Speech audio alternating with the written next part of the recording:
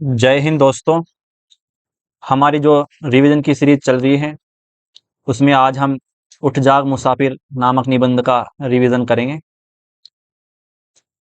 दोस्तों, क्लास को लाइक कर दो और क्लास अच्छी लगे तो कमेंट करना। सबसे पहले जो फैक्ट हैं, ये लेखक, इसके निबंध के लेखक कौन है? विवेकी राय। किसने लिखा है उठ जाग मुसाफिर? किसने लिखा है? विवेकी राय ने। इस निबंध में जो मास्टर साहब एक पात्र है दोस्तों, मास्टर साहब, जिसका नाम क्या है? ये मास्टर साहब ही जगदीश बाबू हैं। कौन? ये मास्टर साहब ही जगदीश बाबू हैं। और इनका व्यक्तित्व कैसा है जगदीश बाबू का? गांधीवादी चिंतन के व्यक्ति हैं ये, और समाज सेवी भी हैं ये। ठीक। अब लेखक जगदीश बाबू जब बीमार पड़ता है तो उनके गांव उनसे मिलने जाता है। कौन जाता है? लेखक मिलने जाता है। फिर उसके बाद में क्या होता है? जैसे लेखक वहां पहुंचता है, आंख खोलकर मेरी ओर देखते हैं। देखते ही उन्होंने कहा, किसने कहा? लेखक से कहा जगदीश बाबू ने, अरे शरद चंद्र, बैठ जाइए। अर्थात वे मुझे पहचान न सके। किसे न पहचान सके? लेखक को न पहचान सके। शरद चंद्र समझा उनको। जबकि शरद चंद्र कौन है? शरद चंद्र उनके विद्यालय के प्राचार्य है। विद्यालय के प्राचार्य। दोस्तों, जो यहां से प्रश्न इस प्रकार बनेगा कि उठ जाग मुसाफिर निबंध में जब लेखक जगदीश बाबू जी से मिलने गए, जगदीश बाबू से मिलने गए, तो जगदीश बाबू ने किसका नाम लिया था लेखक को देखकर? तो ये शरद चंद्र का नाम लिया था। और शरद चंद्र कौन है? उनके विद्यालय के प्राचार्य थे। ठीक। ये बहुत इंपॉर्टेंट फैक्ट है दोस्तों इसका। इधर में उनके एक स्वजन से उनकी अवस्था के विषय में जानकारी ले रहा था, उधर अपनी मौज में जैसे मुझे सुनाने के लिए बोलते जा रहे हैं। क्या बोल रहे हैं? राम नाम लड्डू, गोपाल नाम घीव, हरि नाम मिश्री, और घोर घोर पीऊ। ये पंक्तियां अपने मुंह से बोल रहे थे। किसे? लेखक को सुनाने के लिए। ठीक। ये पंक्तियां भी आपको ध्यान में रखनी है। कौन बोल रहा था इसे? जगदीश बाबू। फिर और पंक्तियां हैं। फिर चहक कर कुछ मौज में कहते हैं वो। क्या कहते हैं? माता बिन आदर कौन करे, बरखा बिन सागर कौन भरे, राम बिना दुख कौन हरे। ये पंक्तियां भी कौन कहता है? जगदीश बाबू। ठीक। ये पंक्तियां भी जगदीश बाबू कहता है। इसके बाद विराम लगा तो मैं सामने हाथ जोड़कर खड़ा हुआ, अब चलने की आज्ञा दीजिए। लेखक ने जगदीश बाबू से चलने की आज्ञा मांगी। सबसे पहले पहल उन्हें एक प्रभात फेरी में देखा। तो प्रश्न यह बनेगा, यहां से बनेगा, तो जगदीश बाबू को लेखक ने सबसे पहले कहां देखा? तो प्रभात फेरी में देखा। उनके गांव पर एक बारात में गया था लेखक, उनके गांव में एक बारात में गया था। वहीं पर जब उन्होंने सुबह प्रभात फेरी निकाली, तब लेखक को सबसे पहले जगदीश बाबू वहीं पर मिले थे। ठीक। मुझे स्मरण है, उस दिन प्रभात फेरी में लोग गा रहे थे। क्या गा रहे थे? उठ जाग मुसाफिर भोर भई, अब रेन कहाँ जो सोवत हैं। यह जो गीत है दोस्तों, वंशीधर शुक्ल का है। और ये पंक्ति आपको ध्यान में रखनी है। कहां पर गा रहे थे? प्रभात फेरी में। प्रभात फेरी में इस पंक्ति को गा रहे थे। ठीक। और किसका है यह गीत? वंशीधर का। दोस्तों, निबंध में एक और चीज बताई गई है, यह गीत मास्टर का प्रिय गीत है।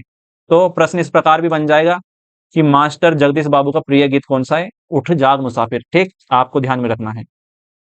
आगे देखते हैं। स्वतंत्रता संग्राम के दिनों में, कब? स्वतंत्रता संग्राम के दिनों में लोग एक गीत गाया करते थे। कौन सा? हम दीवानों की क्या हस्ती है, आज यहां कल वहां चले वहां रहे, मस्ती का आलम साथ चला, हम धूल उड़ाते जहां चले। यह गीत किसका है? यह गीत है भगवती चरण वर्मा का। ठीक। यह गीत किसका है? भगवती चरण वर्मा का। प्रश्न कैसे बनेगा यहां से? प्रश्न बनेगा, उन दिनों उठ जाग मुसाफिर निबंध में स्वतंत्रता संग्राम के दिनों में कौन सा गीत गाया जाता था? तो हम दीवानों की क्या हस्ती है। ठीक। ये गीत गाया जाता था। एक प्रश्न इस प्रकार बन सकता है कि उठ जाग मुसाफिर में हम दीवानों की क्या हस्ती है, जो गीत लिया गया है वह किस, उसके रचनाकार कौन है? तो भगवती चरण वर्मा। ठीक। और अब लगता है उसी गीत की अंतिम पंक्तियों को ये जी रहे हैं वृद्धावस्था में। ठीक। वृद्धावस्था में जब पहुंचे तो उनके बारे में वो अंतिम पंक्तियां बताते हैं कि अब अपना और पराया क्या, आबाद रहे जीने वाले, हम स्वयं बंधे थे और स्वयं ही सारा बंधन तोड़ चले। यानी उनकी उम्र इतनी हो गई है वृद्धावस्था में, अब वो बीमार रहते हैं तो कभी भी अपना शरीर छोड़ सकते हैं। ठीक। इसलिए बोल रहे हैं कि सारा बंधन तोड़ चले, यानी अब वो कभी भी इस पृथ्वी से, इस धरती से सभी से अपना बंधन तोड़कर जाने वाले हैं कभी भी। ठीक, मास्टर साहब कहते गीत में रब का, प्रभु का ध्यान करने की बात कही गई है। मास्टर साहब कहते हैं कि गीत में रब का और प्रभु का ध्यान करने की बात कही गई है। ठीक, हमारा रब भारत माता है, तो मास्टर साहब ने अपना रब किसे माना? भारत माता को। मास्टर साहब ने अपना रब किसे माना? भारत माता को। हमारा रब भारत माता है, हम उसी का ध्यान करते हैं। ठीक, तो भारत माता का ध्यान करते हैं मास्टर बाबू। भौतिक जीवन की माताएं कुमाता भी हो जाती हैं, परंतु भावनात्मक संबंध वाली माताओं का स्नेह कोष सुपुत्रों के लिए कभी रिक्त नहीं होता। तो दोस्तों यहाँ पर एक तो जन्म देने वाली माता, ठीक, भौतिक माता उसे ही कहा है, जन्म देने वाली माता को। और भावात्मक माता किसे कहा है? जैसे भारत माता, जैसे नदी को माता मानना, इन चीजों को कहा है भावनाओं के आधार पर जिसे हम माता मानते हैं उसके बारे में, कि जो जिसे भावना के आधार पर हमने माता माना है उनका स्नेह कोष कभी भी खत्म नहीं होता। ठीक, तो ये पंक्ति भी इंपॉर्टेंट है दोस्तों।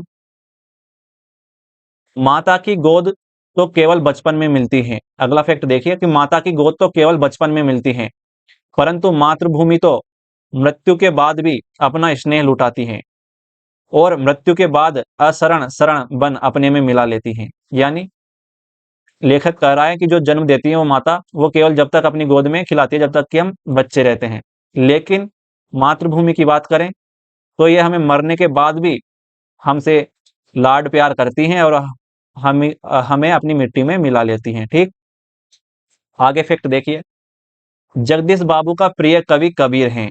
ये तो इंपॉर्टेंट है ही दोस्तों, बहुत ही। प्रश्न बन जाएगा, जगदीश बाबू का प्रिय कवि कौन था? तो कौन था? प्रिय कवि कबीर थे। ठीक, जगदीश बाबू ने गांव में एक बड़ा पुस्तकालय बनवाया। प्रश्न यहां से इस तरह बनेगा, जगदीश बाबू ने गांव में क्या बनवाया था? अस्पताल, पुस्तकालय, स्कूल? तो आपको क्या चुनना है? पुस्तकालय बनवाया था। ठीक, जब पुस्तकालय बनाने के बाद जब उनकी वृद्धावस्था हो चुकी थी, तब गांव वालों से बोल रहे हैं वो, लो गांव वालों, बहुत लगन के साथ जवानी में संचित किया यह विशाल पुस्तकालय आयु के 95 पड़ाव पर, यानी 95 साल की उम्र पर कह रहे हैं गांव वालों से कि मैं इस पुस्तकालय को तुम्हें सौंप रहा हूं, संभालो अपनी थाती। यानी प्रश्न इस प्रकार बनेगा यहाँ पर कि मास्टर साहब गांव वालों को पुस्तकालय कौन सी उम्र में सौंपते हैं? 95 वर्ष की उम्र में। ठीक, सौंपने की बात कह रहे हैं दोस्तों। इस निबंध में दिनकर की पंक्तियां हैं, ये दिनकर की पंक्तियां दी गई हैं कि जवानी की आंखों में ज्वाला होती है, बुढ़ापे की आंखों में प्रकाश होता है। तो ये पंक्तियों को आपको ध्यान में रखना है। प्रश्न इस प्रकार बन जाएगा यहां से कि दिनकर की कौन सी पंक्तियां हैं या फिर ये पंक्तियां किसकी हैं, इस प्रकार इसमें प्रश्न बन जाएगा। आगे जो कुछ और पंक्तियां दे रखी हैं इस निबंध में, जवानी संचय होती है, बुढ़ापा दान होता है, जवानी सुंदर होती है, बुढ़ापा महान होता है। इन पंक्तियों को ध्यान में रखना है आपको, इनसे प्रश्न बन जाएगा कि ये पंक्तियां कौन से निबंध से हैं। ठीक, आगे और भी पंक्तियां हैं कुछ और अलग अलग। बूढ़ों के साथ लोग कहां तक वफा करे, लेकिन न आती मौत तो बूढ़े भी क्या करे। ठीक, बूढ़ों के साथ लोग कहां तक वफा करे, तो इन पंक्तियों को आपको बिल्कुल ध्यान में रखना है। आगे और पंक्तियां हैं, अपना दीप अपने आप, अपना जिया अपना वेद, अपने अनुभवों की राशि विपुल पुराण। ये पंक्तियां भी ध्यान में रखनी है। और ये बहुत ही अच्छी पंक्तियां इस निबंध में है कि माँ चंदन की गंध है, माँ रेशम का तार, बंधा हुआ जिस तार में सारा ही घर द्वार, यहाँ वहां सारा जहां नापे अपने पांव, माँ के आंचल सी नहीं और कहीं भी छाऊं। इतनी अच्छी पंक्तियां दोस्तों इस निबंध में, इसको आपको ध्यान में रखना है। मोस्ट, वैसे तो दोस्तों मैंने इस निबंध में जो तथ्य लिए हैं सभी मोस्ट हैं, लेकिन फिर भी आपको जिन पे मोस्ट लगा रहा हूं उनको आपको ज्यादा ध्यान रखना है। लेकिन ऐसा नहीं है कि जिन पे मोस्ट नहीं लगाया उन पे ध्यान नहीं रखना, क्योंकि मैंने इस निबंध में से पहले सभी तथ्य मोस्ट मोस्ट ऐड किए हैं। ठीक है, आगे देखते हैं। पंडित मन्नन द्विवेदी गजपुरी, ठीक, इनका भी नाम है निबंध में, आपको ध्यान में रखना है। इनकी पंक्तियां हैं कि जन्म दिया माता सा जिसने, किया सदा लालन पालन, जिसकी मिट्टी जल से ही है, रचा गया हम सबका तन, ऐसी मातृभूमि मेरी है स्वर्ग से भी प्यारी, जिसके पद कमलों पर मेरा तन मन धन सब बलिहारी। तो दोस्तों ये पंक्तियां किसकी हैं? मन्नन द्विवेदी गजपुरी की, मन्नन द्विवेदी गजपुरी की पंक्तियां हैं, ये आपको ध्यान में रखना है, पूछ लेगा। उठ जाग मुसाफिर निबंध में ये पंक्तियां किसकी हैं? ठीक। या फिर प्रश्न इस प्रकार बन जाएगा कि उठ जाग मुसाफिर जो निबंध है उसमें आपको ये पंक्तियां दी गई हैं और इनके अलावा भी कुछ और अन्य निबंधों की या कहीं से भी पंक्तियां दे देगा, तो उसमें से आपको छांटना होगा। तो फिर आपको कौन सी पंक्तियां चुननी है जो इस निबंध की हैं, ठीक। और ये पंक्तियां आपको ध्यान में रखनी है। आगे जो फैक्ट है दोस्तों, जिसको दुनिया डूबते सूरज की सांझ कहती है वह उसका प्रभात होता है। ये एक कथन है दोस्तों, इसमें एक लाइन का वाक्य है, ये बहुत ही इंपॉर्टेंट है इस निबंध में, ठीक। जिसको दुनिया डूबते सूरज की सांझ कहती है उसका प्रभात होता है, वह उसका प्रभात होता है। ये पंक्ति किस निबंध की है, इस प्रकार प्रश्न बन जाएगा। आपको ध्यान में रखना है, उठ जाग मुसाफिर की है, ठीक। एक और कथन है जो इसमें है कि मकान जर्जर होने से क्या, मकान मालिक तो जवान है। मकान जर्जर होने से क्या, मकान मालिक तो जवान है। ये कथन भी है इस निबंध में, इसका भी ध्यान में रखना है आपको। दोस्तों, ये था आज की क्लास में महत्वपूर्ण तथ्यों के साथ आपका रिवीजन। इस क्लास को लाइक जरूर करना दोस्तों और चैनल को सब्सक्राइब जरूर करना। मिलते हैं अगली क्लास में अगले निबंध के साथ।